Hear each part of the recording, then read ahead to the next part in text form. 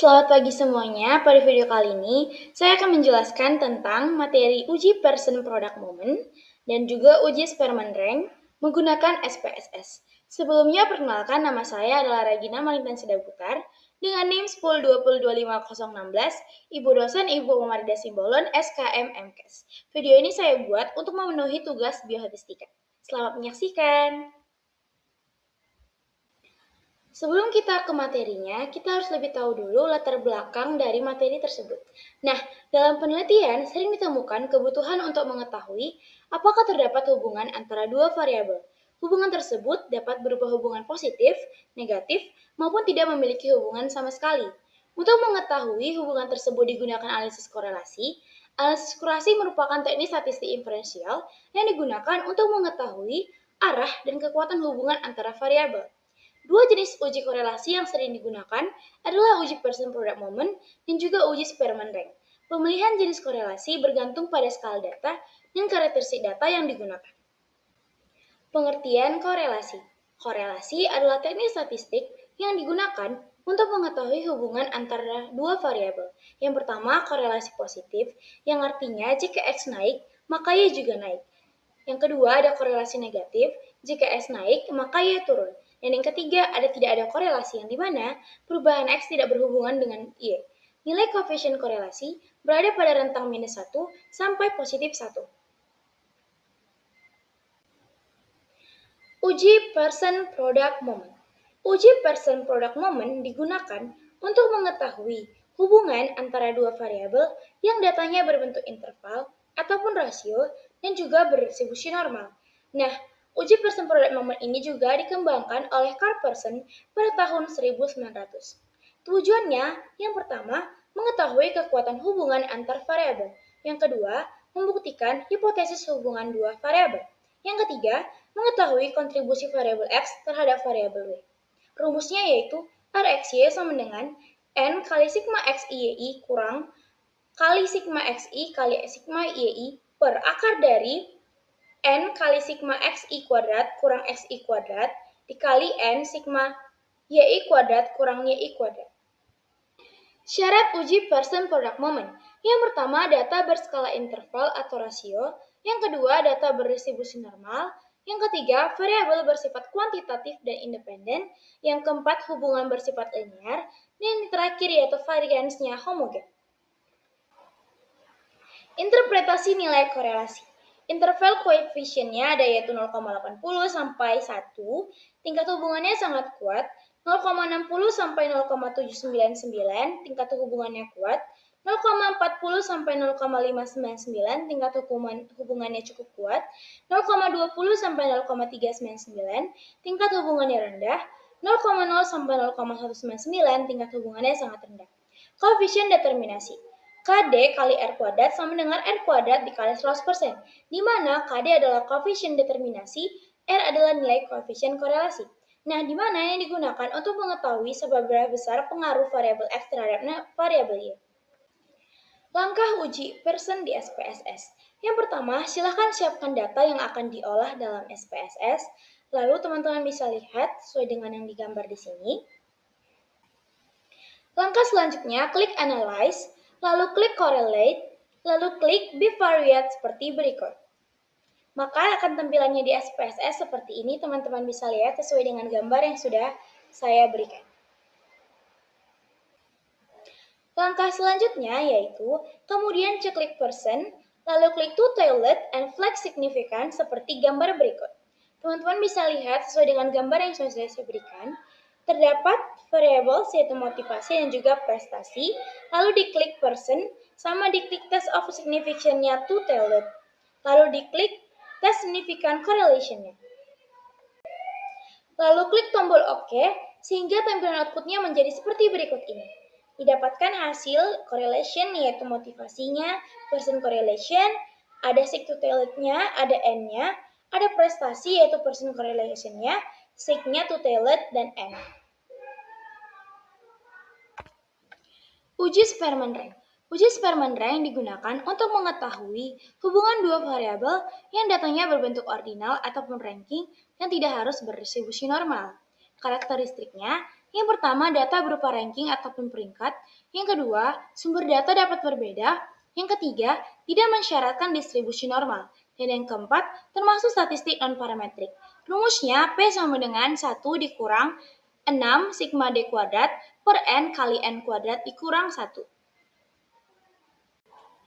Syarat uji persen product moment. Yang pertama, data minimal berskala ordinal. Yang kedua, tidak berdistribusi normal. Yang ketiga, hubungan bersifat monotonik.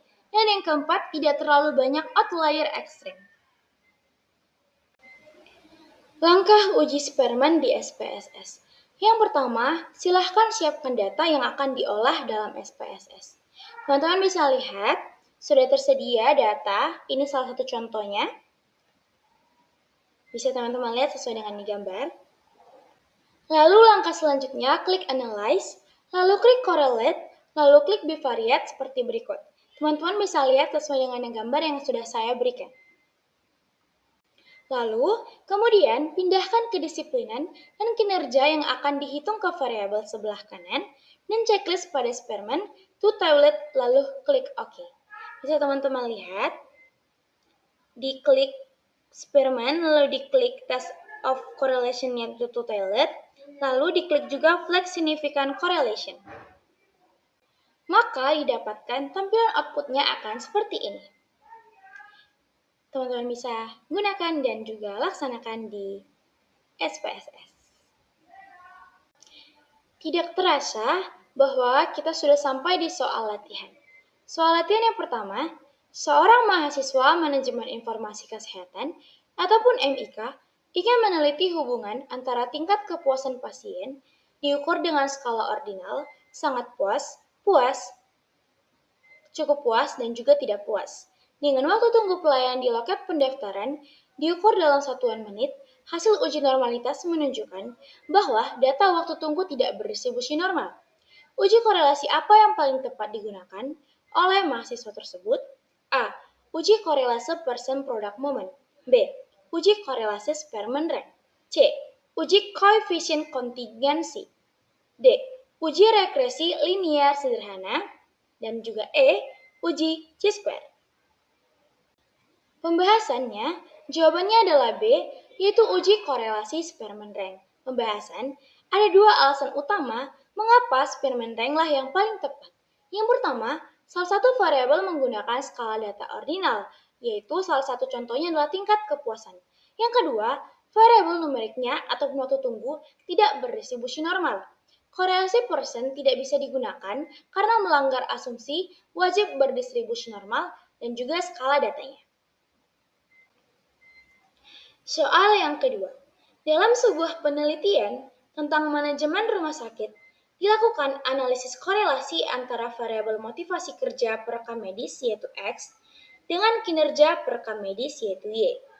Menggunakan SPSS, hasil output menunjukkan nilai persen correlation sebesar 0,715 dan nilai sig to tailed sebesar 0,002. Manakah kesimpulan yang paling tepat berdasarkan hasil output SPSS tersebut? A. Terdapat hubungan positif yang kuat dan juga signifikan antara motivasi kerja dengan kinerja. B. Terdapat hubungan negatif yang kuat dan tidak signifikan antara motivasi kerja dengan kinerja. C. Terdapat hubungan negatif yang lemah namun signifikan antara motivasi kerja dengan kinerja. D. Terdapat hubungan negatif yang kuat dan signifikan antara motivasi kerja dengan kinerja. E. Tidak ada hubungan yang nyata karena nilai korelasi bernilai minus ataupun negatif. Pembahasan, kunci jawabannya adalah D, yaitu terdapat hubungan negatif yang kuat dan signifikan antara motivasi kerja dan juga kinerja. Pembahasannya, tanda minus menunjukkan arah hubungan negatif ataupun berlawanan arah. Dan angka 0,715 masuk dalam rentang 0,060 sampai 0,799 yang berarti kategorinya kuat. Lalu ada nilai sig to tailed adalah 0,02. Karena 0,02 lebih kecil dari 0,05, maka hubungan tersebut terbukti signifikan atau bisa disebut H0 ditolak. Soal latihan yang ketiga. Dalam perhitungan manual uji Spearman Rank, terdapat data mentah pada variabel X sebagai berikut. 5, 9, 7, 7, 12. Jika data tersebut diurutkan secara berjenjang dari nilai terkecil ke terbesar, berapakah nilai peringkat ataupun rank yang diberikan untuk masing-masing angka 7? A. Ranking 2 dan ranking 3. B. Ranking 2 untuk kedua angka tersebut. C. Ranking 2,5 untuk kedua angka tersebut. D. Ranking 3 untuk kedua angka tersebut.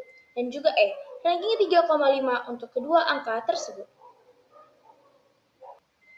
Pembahasan, kunci jawabannya adalah C, ranking 2,5 untuk kedua angka tersebut. Pembahasannya, jika data diurutkan dari yang terkecil, contohnya, angka 5 berada di urutan ke-1 yaitu ranking 1, angka 7 berada di urutan kedua, angka 7 berada di urutan ketiga, angka 9 berada di urutan keempat atau ranking keempat, angka ke-12 berada di urutan kelima ataupun ranking kelima. Karena ada dua angka 7 yang bernilai kembar dan menempati urutan posisi kedua dan juga ketiga, maka nilai peringkatnya harus dirata-rata. Maka rankingnya sama dengan 2 ditambah 3 dibagi 2 sama dengan 2,5. Sehingga masing-masing angka 7 mendapatkan nilai peringkat 2,5. Tidak terasa, kita sudah sampai di akhir slide. Sekian yang dapat saya sampaikan. Semoga apa yang dapat saya sampaikan dapat dipahami, dapat diterapkan, dan dapat dijadikan bahan pembelajaran. Sekian yang dapat saya sampaikan. Terima kasih.